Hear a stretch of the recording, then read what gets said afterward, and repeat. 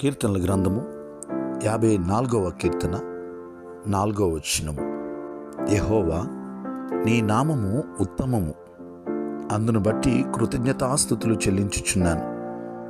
దేవా, నీవే నాకు సహాయకుడవు. ప్రభువా, నీవే నా ప్రాణమును ఆదరించువాడవు. ప్రియులరా, దేవుని వాగ్దాన వాక్యము.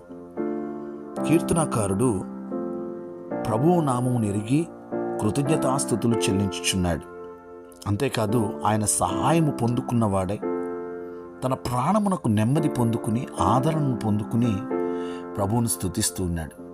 ఈ రోజున నీవు నేను కూడా ఆయన నామమును ఎరిగిన వారమై ఆయనకు కృతజ్ఞతాస్తుతులు చెల్లించవలసిన వారమై ఉన్నాం. ఆయన నిశ్చయముగా మనకు సహాయకుడిగా ఉన్నాడు. మన ప్రాణమునకు ఆదరణ అనుగ్రహించువాడై ఉన్నాడు.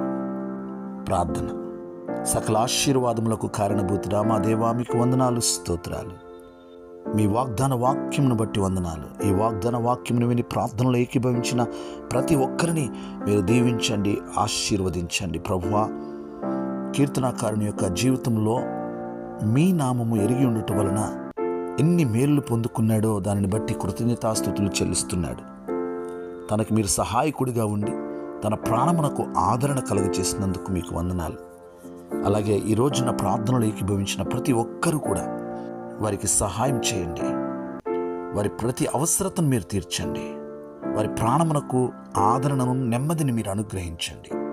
వారు చేయుచున్న ప్రతి పనిలో మీరే సహాయం చేయండి. మీరే మహిమ పొందండి.